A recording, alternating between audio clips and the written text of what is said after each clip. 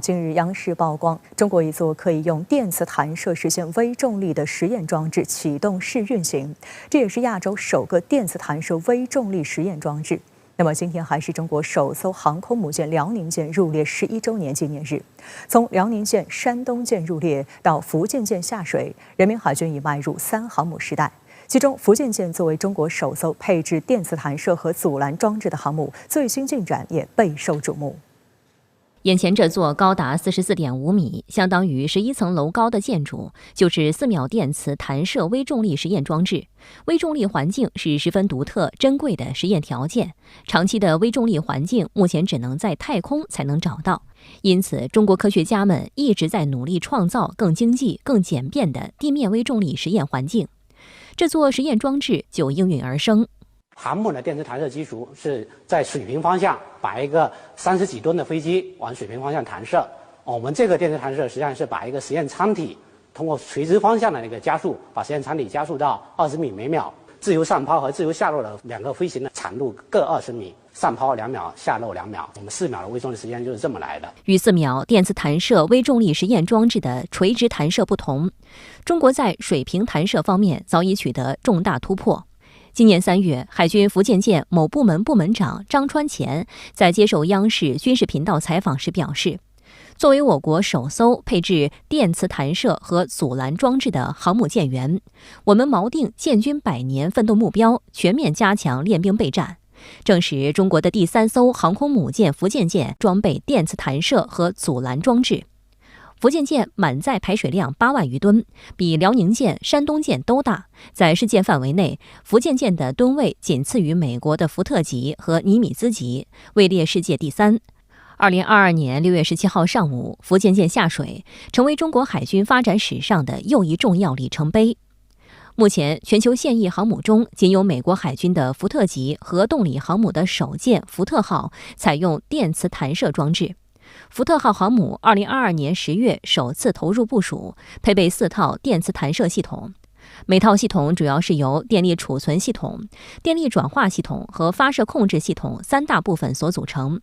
与蒸汽弹射器那些大型蒸汽锅炉和复杂的设备相比，电磁弹射器将机库甲板的占用面积缩减到原来的1/3，腾出来的空间就可以增加停放的飞机或者用作其他的用途。此外，由于电磁弹射器的输出功率可控，相比蒸汽弹射可使舰载机载重增加8%至15%，这也就意味着可以挂载更多的弹药。也因为如此，电磁弹射器可以适应不同弹射速度，既可以弹射30多吨挂满武器的重型舰载机，也可以弹射几百公斤的无人机，这是蒸汽弹射器做不到的。不仅如此，电磁弹射器的工作效率还非常高，2次弹射之间的间隔只有45秒，而蒸汽弹射器要间隔120秒以上。但福特号的电磁弹射技术并不成熟，按照美国海军提出的设计标准，电磁弹射器应当在平均弹射4166次时才会发生1次故障。但是现在每次故障之间弹射间隔平均只有181次，故障率足足是设计标准的23倍。如果这一问题未能解决，福特号就面临起降舰载机故障频频的窘境，战斗力大打折扣。技术专家指出，与已初步形成战斗力但仍在解决电磁弹射实测问题的美国航母福特号不同，以直流供电原理研发出电磁弹射的福建舰，较好地平衡了弹射器性能与中压供电之间的难题，技术更安全可靠。值得一提的是，福建舰舰载机的降落使用的也是电磁力，采用了电磁阻拦装置为舰载机着舰。观察指出，福建舰很可能会成为世界第1型形成稳定战斗力的电磁弹射航母。值得一提的是，今天是中国首艘航空母舰辽宁舰入列11周年。2012年9月25号，辽宁舰正式入列，舷号为16。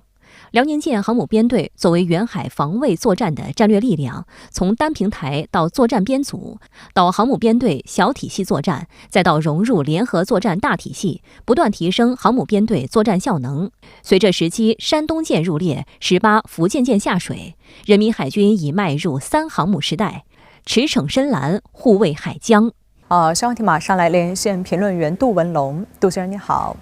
央媒报道，中国启动亚洲首个电子弹射微重力实验装置，那您认为这对国防安全有何现实意义呢？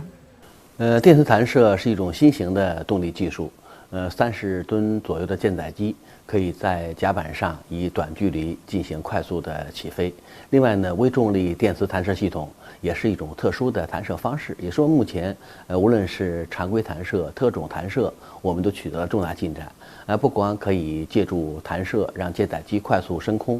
对航空母舰、舰载机出动概率、作战能力有重大提升。同时呢，对于那些瞬间爆发的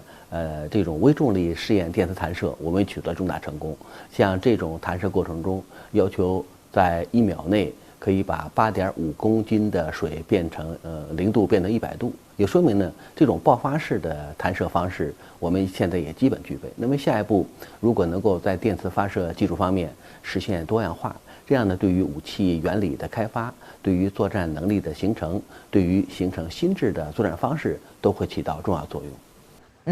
今年是辽宁舰入列11周年，11年来中国航母家族不断壮大，那您认为这又意味着什么呢？辽宁舰是中国航空母舰最重要的一个标志符号，也标志着大中型航空母舰的维护、使用、建造，中国已经走上了快车道。纵观这些年，辽宁舰、包括山东舰以及福建舰下水给我们所带来的一系列观察去分析。首先呢，是从单舰到多舰。之前呢就是辽宁舰一根独苗，那么现在随着山东舰的服役，随着福建舰即将海试，我们形成了多艘航空母舰所构成的远洋作战体系的核心平台。另外呢，从单舰训练到编队训练也是个重大跃升。目前航空母舰编队我们基本上已经形成了规模，无论是编队内的属舰、驱逐舰、护卫舰、补给舰，包括潜艇，已经有了重大跃升和发展。所以从这个角度去分析，目前我们远洋作战能力正在快速形成。另外，整个编队的保障能力，包括其他保障要素也在快速发展，像固定翼舰载机，包括其他综合指挥系统正在快速生成，各种系统的兼容性、联网水平也在不断提高，也说明今后远洋作战，我们不仅可以到达远方位，而且可以在较远的距离上持续作战，对于海军战略、蓝色战略有重要的推动作用。今后中国航空母舰还会以更快的速度，以更强的阵容和编队出现在大洋上。好，请杜文龙先生保持在线，稍后将会继续连线您，谢谢。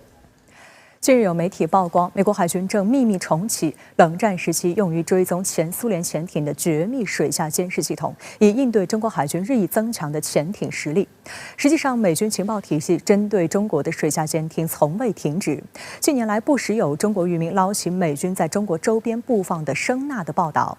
美军重启水下监听是印太战略的一环，更多的是在做戏给盟友看。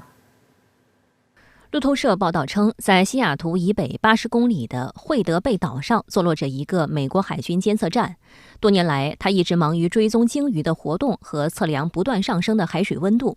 但从去年10月开始，它被命名为战区水下监视司令部。3名直接参与该计划的消息人士披露，这座美海军监测站的更名揭示了美国一个规模更大的军事项目——美国的反潜监测综合水下监视系统进行了自冷战结束以来最大规模的重建升级。综合水下监视系统是由固定式和拖曳式水声侦听系统组成的侦察网络。最初建立的目的是监视苏联潜艇，其存在直到1991年冷战结束才被公之于众。1961年，美国海军曾用该系统成功追踪乔治·华盛顿号战略核潜艇从本土出发，穿越北大西洋抵达英国的全过程。考虑到当时苏联核潜艇的噪音远大于美国同行，因此更容易被探测到。美国由此验证了该系统的有效性。外界随即也因此传出固定式声音监测系统能隔着大西洋听到苏联潜艇出港的说法。